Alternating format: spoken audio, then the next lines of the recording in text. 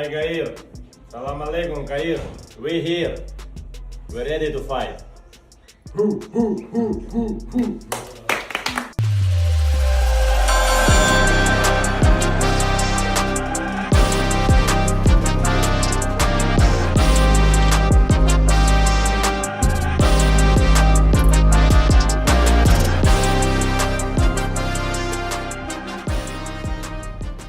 You are beating up and dropping sparring partners. You call your manager, Cameron Duncan, and you say, I need some other guys, man, get some guys in here. In steps Terrence Crawford. Terrence lands, Palm Springs, never heard of him, straight to the gym. No, oh, we gotta go get your hotel, none of that, straight to the gym. I walk in, I see him off in the corner, plaits in his head, shadow boxing slow, and I'm like, okay. Get in the ring with him. My team is right here, this dude is by himself. First round goes, I make a move, boom, I get hit. I'm like, dang, let me get a little bit. Is that a challenge as well? You've gone straight to the big dog, as opposed to maybe coming in slowly and taking someone that's maybe past their best. You've gone to, I think, one of the greatest boxers of all time. For me, to be honest, it made sense. The other fights also made sense, in a way, because they were like also considered as big crossover events. We have Oleksandr Usyk, who's been dominating the sport for such a long time, from the cruiserweight, now in the heavyweight. He's not beating guys once, but he beat him twice. That's what you've done. Yeah, exactly. Yeah. So undisputed versus undisputed, two different worlds collide with each other. Wow, I think that's crazy. And as the heavyweight kick. Boxing does the right thing. Believe it or not, yes, this has happened in the case of heavyweight champion Oleksandr Usyk, who possesses the IBF, WBA, and WBC heavyweight titles. Look, we know right now Usyk is going to be headed next week over to Egypt, to the Pyramids of Giza, to participate in a spectacle event. He's going to be taking on kickboxer Rico Verhoeven in a fight that really is just there to allow us to celebrate. The combat sports world is completely divided right now, and for good reason. On May 23rd, 2026, the Pyramids of Giza will be the backdrop for an event no one saw coming. Undisputed boxing heavyweight champion Oleksandr Usyk stepping into the ring against the absolute king of glory kickboxing, Rico Verhoeven. This isn't just a standard title defense. It's a massive crossover event filled with tension, high stakes, and serious debate over what happens when an elite boxing technician faces a 265-pound kickboxing monster.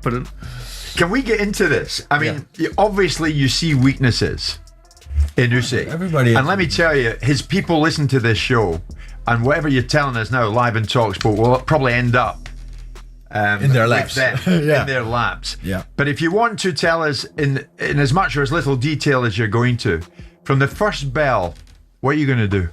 Knock his head off. That's what I'm gonna do.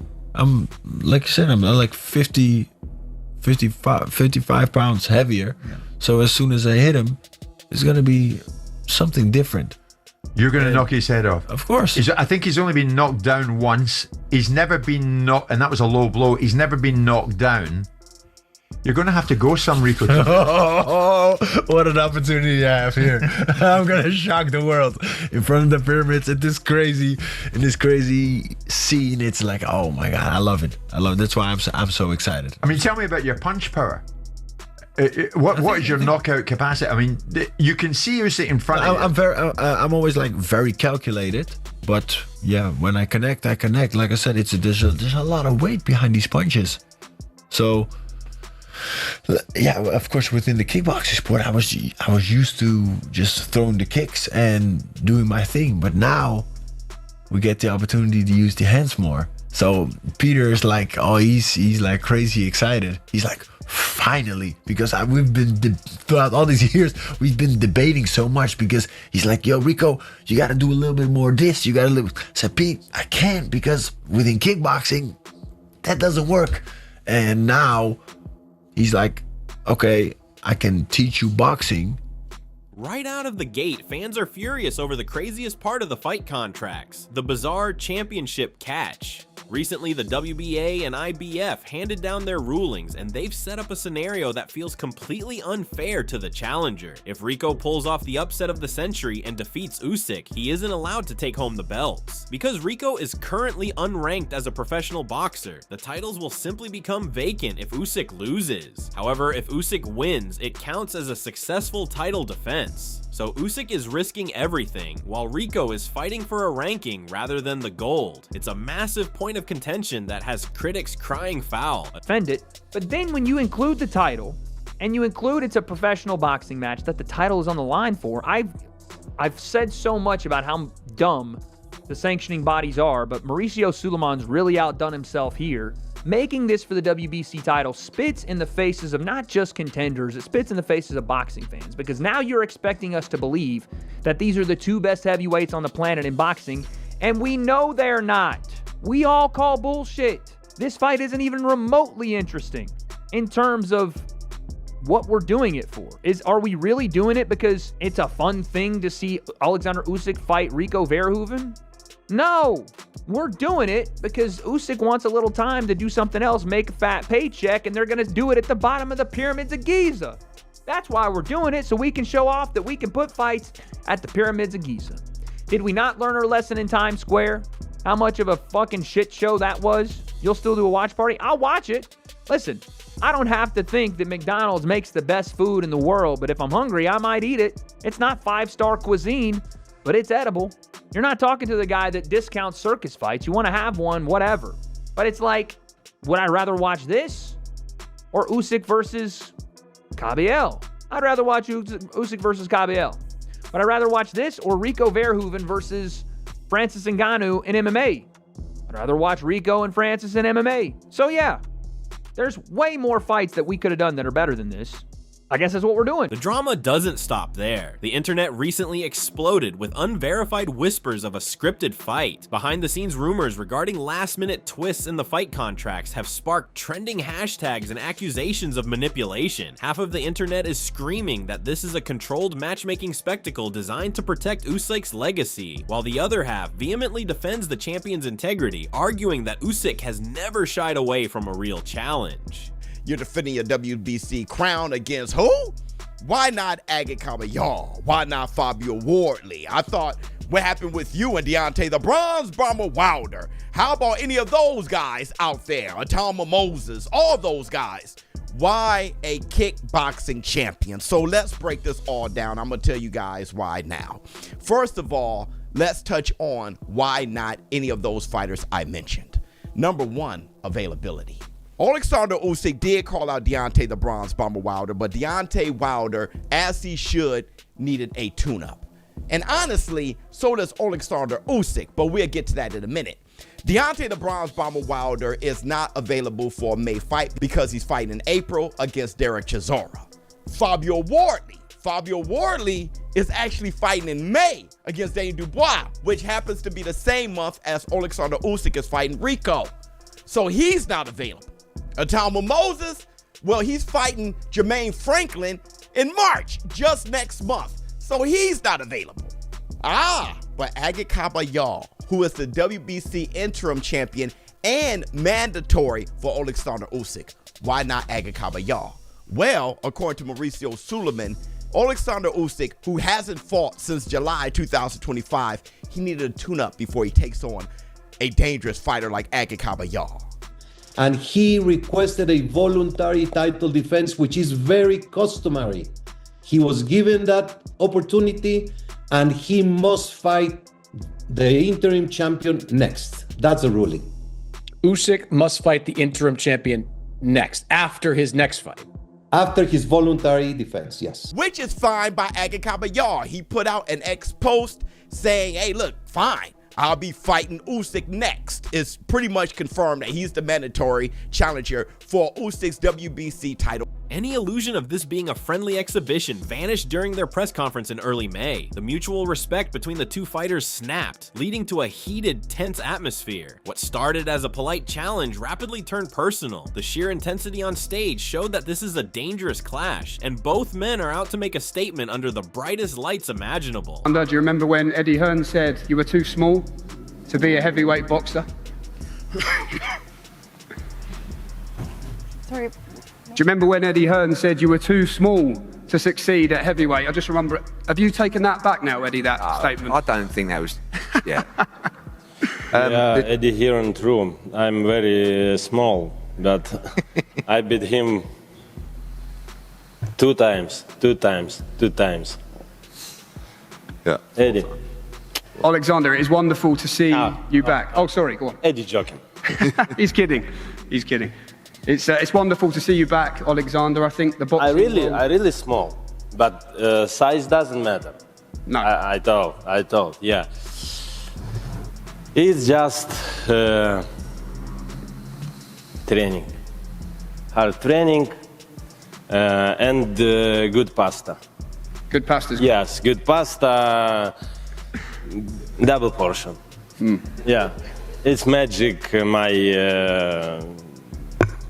helping. Your fuel. Yes. Your fuel. Yeah. How does it dominated the kickboxing world for many years now? But when you look at this opportunity, look, you're back in a boxing ring as well. You've had one professional boxing fight, which you won by knockout as well. But to jump straight in with Oleksandr Usyk, why was it only the biggest and best challenge that interested you, do you think? Because I've been dominating the sport of kickboxing for over a decade, facing the best, beating the very best, having that target on my back for years and years, like Oleksandr has on his back for the last few years, that everybody's like chasing because he has everything that the other guy wants. And with that being said, for me, looking at it, like I said, I set the bar so high for the next generation of kickboxers. I was like, okay, I don't feel like I'm finished, but I want to do something, but I do want to do something different. So with that being said, I was hoping for like a crazy crossover fight or crossover sports, maybe with MMA or with boxing or whatever. I was open to it. So then first of all, of course, the AJ fight came about. I was like, oh my God, that's amazing. That's like the crossover fight I've been looking for. Well, that tragically derailed, but then this fight occurred. I was like, wow, this is even bigger and even better. And to be honest, like, we were the ones that put it forward. We were the ones putting it out there to the promoters, like, hey, we have an idea. What about undisputed versus undisputed? What do you think? And they said, we love it. I said, okay. So, and that's how this fight came about. So, what do the guys who have actually shared the ring with these giants think? Former cruiserweight champion Tony Bellew, who has fought Usyk, didn't hold back. Bellew stated that a Rico win would be the greatest shock boxing has ever seen, surpassing Buster Douglas knocking out Mike Tyson. He strongly believes that once the fight moves past the awkward early rounds, Rico is in for a painful lesson.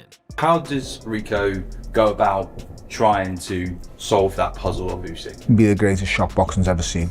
If Rico Verhoeven is to defeat Oleksandr Usyk, it will be the greatest victory in boxing history. Yes, it's the second professional fight on paper, but this is a guy whose second professional fight is against the undisputed, unified former cruiserweight champion of the world, the current undisputed unified heavyweight champion of the world. He's undefeated. Nobody has been able to touch this guy. It's peak Oleksandr Usyk. He's just defeated a man who's 20 stone and 6'9" in Tyson Fury twice. He's just defeated a record machine in Daniel Dubois, who was on the run of his life. This isn't a guy who's washed up having a comeback fight against somebody.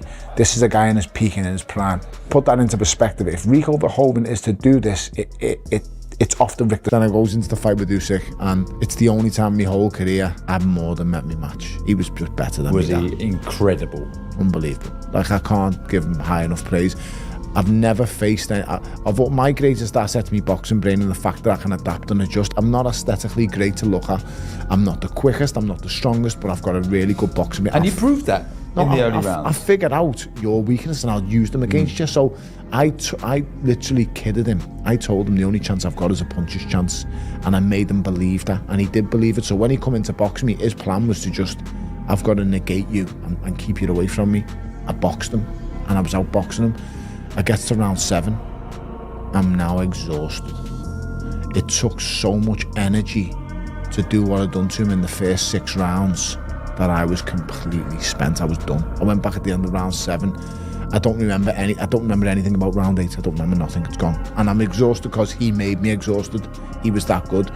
The drilling with the footwork that he does, the front foot pressure without even doing it, constantly being in range, it just zapped me. I've never been that tired. I told AJ before AJ fought me the first time, he's gonna make you tired. Trust me. And he didn't understand it. Before the rematch, we had a great chat. He said, Tone, I've never been that tired. Former heavyweight champ Andy Ruiz Jr. echoed this sentiment. While he admits Verhoeven's power on the heavy bag is no joke, Ruiz is confident that Usyk's superior experience, movement, and ring EQ will create a nightmare scenario for the kickboxer. But not everyone in the boxing world is counting Rico out. Heavyweight contender Jarrell Big Baby Miller is breaking rank and betting against the undisputed champion. Miller, who came up in the kickboxing scene with Verhoeven, is loyally backing his friend. He points to Rico's staggering 66-win kickboxing record and his massive 20-kilogram weight advantage. In Miller's eyes, the combat sports world is drastically underestimating the sheer physicality and ungodly power the Dutchman brings to the ring. Rico is very game. He's not no punk. So I'm going to throw up one in the air and say Rico, man. I came up on the kickboxing scene with Rico Verhoeven, you know, Glory and K1. Phenomenal fighter in his respectable sport. If you want to go by the statistics, yes, the fight's favorite. Usyk, yes, Usyk supposed to win, all that, yes, we can say that, but I'm going with my boy Rico. When the bell finally rings, it's going to be the master versus the monster. On one side, you have Usyk's unmatched movement and technical brilliance, the very skills that recently dismantled heavy hitters like Tyson Fury and Daniel Dubois. On the other side, Rico is promising to bring chaotic kickboxing angles and crushing pressure. The biggest question mark is stamina. Can a kickboxer survive 12 grueling 3-minute rounds without the use of his legs? The physical realities of this stylistic clash make it a fascinating, unpredictable event. This fight is going to end in one of 2 ways. We are either going to witness a technical masterclass by a generational boxing genius, or the most jaw-dropping upset combat sports has ever seen. The tension is real, the stakes are strange, and the world will be watching when they meet in Egypt. What do you think is going to happen when these 2 giants collide? Drop your predictions in the comments below. That's all from today's video. If you enjoyed it, remember to leave a like, subscribe, and ring that bell icon so you never miss our upcoming videos. And don't forget to share your thoughts in the comments section. Stay tuned, and we will catch you in the next video.